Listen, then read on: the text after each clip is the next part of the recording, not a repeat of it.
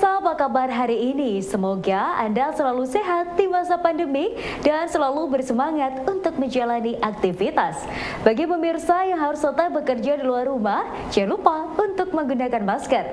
Hari ini, program Berita News Point hadir menjumpai Anda bersama saya, Khairunisa.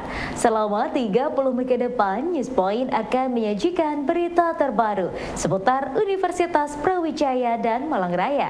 Jangan kemana-mana, keep on our channel News Point.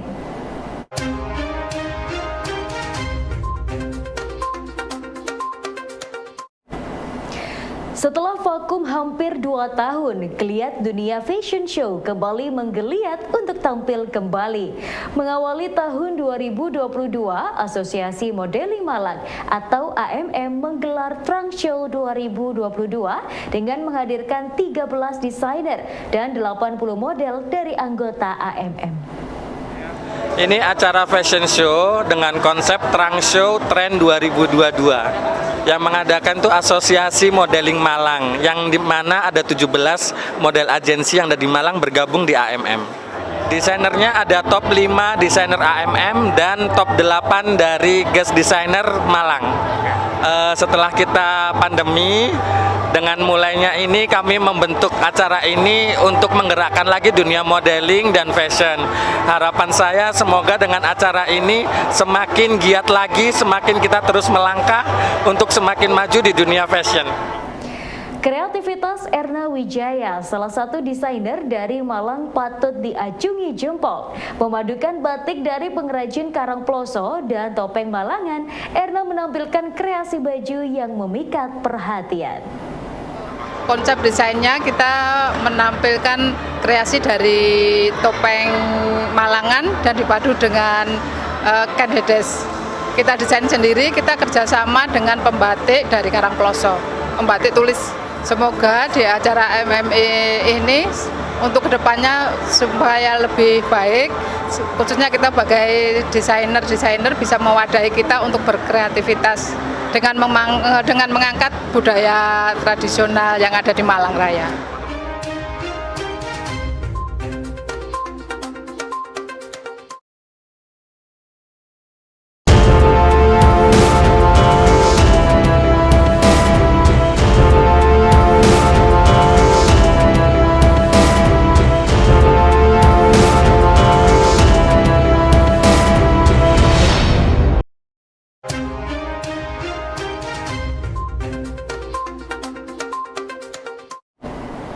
Pangsa pasar tas branded di kawasan Malang Raya cukup menjanjikan. Hal tersebut membuat Weni memberanikan diri masuk dalam bisnis penjualan tas branded.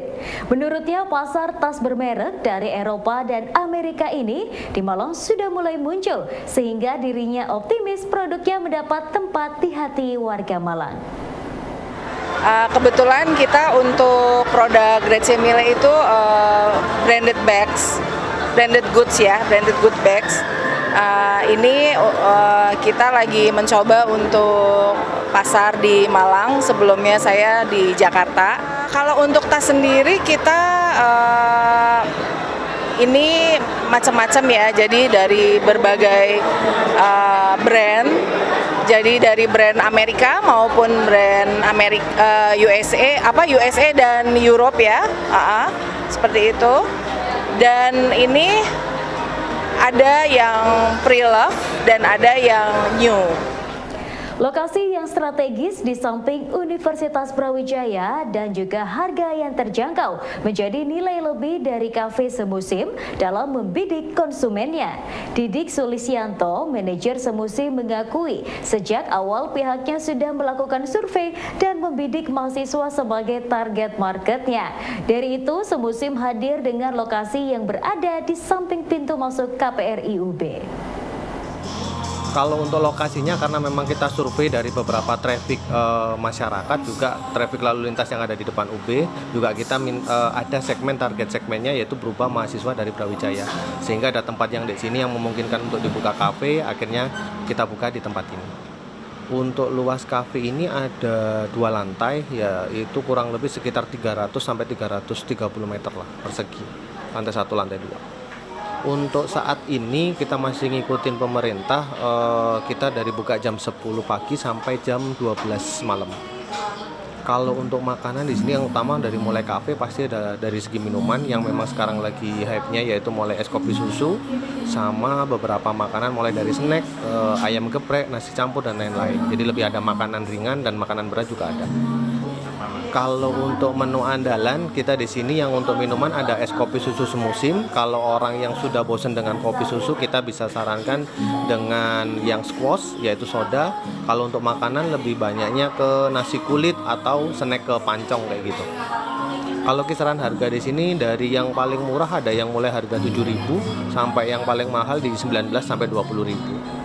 Keinginan membuat kafe dengan suasana pedesaan membuat Warpin Pemuda asal Bojonegoro mengangkut rumah orang tuanya di desa untuk diboyong ke Malang dan dijadikan kafe. Mengusung nama Gubuk Joyo yang merupakan nama orang tuanya, Warpin yang bekerja di salah satu bank ini mengaku semua pernak-pernik yang ada di kafenya merupakan perabotan dari rumahnya di Bojonegoro. Jadi konsep kami adalah konsep nuansa Jawa. Jadi kita mengusung dari istilahnya rumah tradisional namanya Gubuk Joyo jadinya itu. Beberapa furnitur di tempat kami ini adalah koleksi dari rumah. Kebetulan rumah saya juga di kampung di desa di Bojonegoro. Di sana mungkin orang-orang sudah tahu di Bojonegoro terkenal dengan kayu jatinya. Nah, kebetulan orang tua saya juga pengkoleksi dari kayu-kayu antik, kayu-kayu lama. Makanya beberapa sebagian dari ini adalah dari rumah sendiri. Jadi koleksi sendiri gitu. Nama ini sebetulnya punya sejarah tersendiri. Kebetulan kenapa saya kasih nama Gubuk Joyo. Jadi Gubuk Joyo itu berawal dari kafe kami yang terdahulu. Kami terdahulu punya namanya Bed and Breakfast, The Joyo Bed and Breakfast di Bali. Kemudian itu mengusung dari tradisional di Bali, terus namanya agak ke bule-bulean. Cuman karena kami memang murni dari desa, kami pakai nama Gubuk Joyo. Joyo sendiri adalah nama orang tua saya. Nah, gubuk sendiri adalah kalau di desa itu gubuk adalah tempat istirahat bagi para petani yang sedang habis bertanam misalnya. Nah, makanya biar suasananya masih ke desa, saya kasih nama Gubuk Joyo.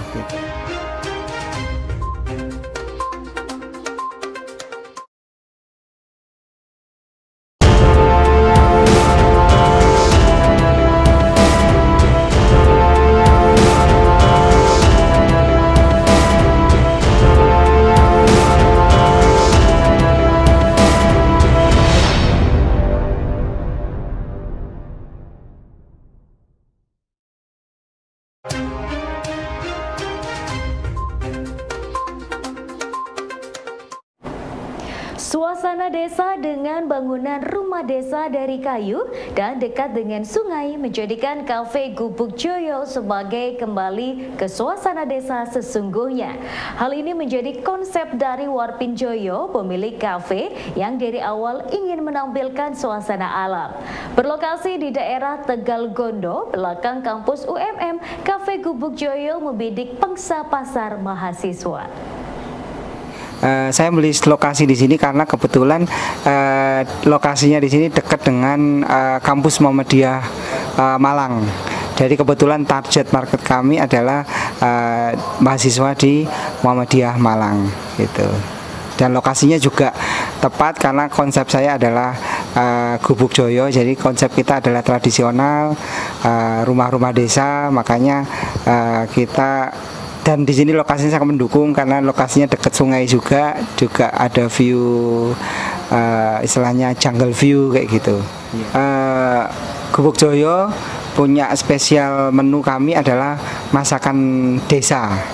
Nah, untuk menu lainnya jadi kayak wedangan, jadi wedang uwo, wedang rosella apel, dan kita beberapa wedang tradisional seperti beras kencur, kunir asem, dan sinom gitu.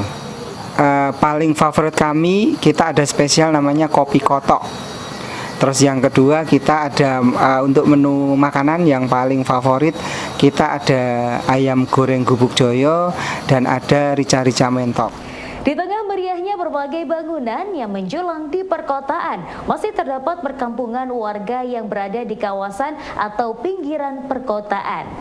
Nah, ragam kota kita kali ini akan membahas bagaimana kampung kota dalam relasi pengembangan kota.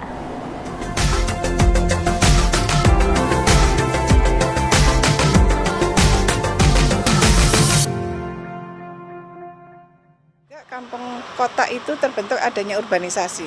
Orang desa berbondong-bondong ke kota untuk meningkatkan taraf kehidupannya, mencari penghidupan, mendekati pusat kota sebagai sumber penghidupan. Sehingga mereka membentuk permukiman atau lingkungan hunian di sekitar itu. Nah, kadang-kadang karena alasan-alasan itulah pandangan orang, terutama pemerintah, kalau kita melihat stigma dari pemerintah, kampung kota itu selalu padat, jelas ya, karena biasanya rumahnya kecil-kecil, padat, kemudian kumuh, tidak sehat gitu. Jadi itu yang sering dipandang orang, bahwa kampung kota ya seperti itu gitu. Jadi menurut saya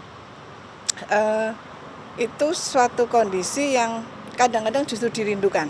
Karena kan kalau orang kota itu sibuk dengan pekerjaannya, kemudian di tempat kantor itu katakanlah hubungannya lebih ke hanya hubungan kerja cukup, tetapi dengan pulang ke rumah itu menjadi lebih berarti pada saat kita bisa bersosialisasi dengan sekitar, dan itu biasanya masih akan bisa kita dapatkan pada suatu lingkungan kampung.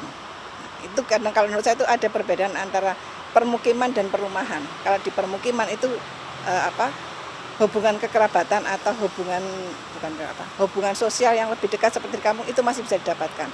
Akan beda dengan perumahan yang sudah ditata dengan tidak peduli, pokoknya ukurannya sekian. Jadi sisi sosial humanitasnya agak berkurang kalau menurut saya. Jadi kalau kampung kota itu definisinya menurut saya.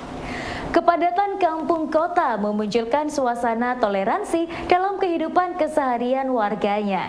Jalan dan gang sempit tidak menjadi halangan untuk saling berbagi ruang dalam aktivitas sosialnya.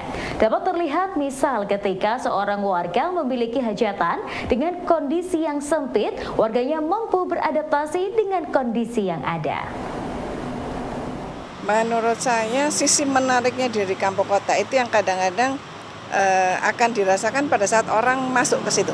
Kayak tadi saya katakan, stigma negatif itu karena orang tidak diam di situ, sehingga yang terlihat adalah mungkin secara fisik ya. Secara fisik gampang terlihat, mungkin rumahnya sederhana atau kadang-kadang cenderung kotor tuh tadi. Tetapi sisi positifnya menurut saya itu adanya toleransi. Kadang-kadang kenapa mereka bisa merasa nyaman di tempat yang relatif sempit itu karena mereka katakanlah kalau dari sisi saya yang orang arsitektur, untuk memanfaatkan ruang atau itu mereka jadi lebih bisa lebih bebas karena ada toleransi dengan tetangga, bahwa pada saat mereka butuh mereka bisa menggunakan jalan di depan rumahnya atau bahkan sampai dengan rumah tetangganya pun bisa digunakan. Jadi menurut saya itu kan sisi positif yang kalau kita hubungannya tidak akrab nggak akan bisa kan. Kita mau masuk rumah orang kalau kita nggak merasa dekat kan nggak bisa. Dan itu terjadi bukan hanya karena ada kekerabatan. Pada suatu kampung kota itu kadang-kadang toleransi itu timbul karena adanya perasaan sama, ini loh kita sama-sama senasib gitu. Kita sama-sama katakanlah sebagai masyarakat yang terpinggirkan. Nah itu kadang-kadang toleransi itu jadi lebih tinggi. Dan kalau tadi mungkin biasanya orang mengatakan kampung kota itu sebagai sumber kriminalitas katakanlah. Kalau saya katakan itu balik lagi orang luar yang mengatakan seperti itu, tapi di dalamnya mereka biasanya akan sangat saling melindungi. Jadi kalau sampai katakanlah salah satu dari warga mereka menjadi korban karena mungkin orang baru ya, jadi itu biasanya akan terselesaikan dengan sendirinya. Jadi kalau saya katakan itu sisi positifnya. Jadi di balik pandangan negatif tersebut sebenarnya ada hal yang positif yang bisa kita pertahankan, dan menurut saya sisi humanis itulah yang tetap perlu dipertahankan dengan kehidupan yang semakin berkembang seperti ini. Ya pemirsa, informasi tadi sekaligus menutup perjumpaan kita hari ini. Jangan lupa saksikan News Point setiap hari pukul 19.30 waktu Indonesia Barat hanya di UBTV, Televisi Pendidikan Universitas Brawijaya. Saya Khairunisa dan seluruh kru yang bertugas pamit undur diri. Tetap patuhi protokol kesehatan, wajib menggunakan masker. Terima kasih dan selamat beraktivitas.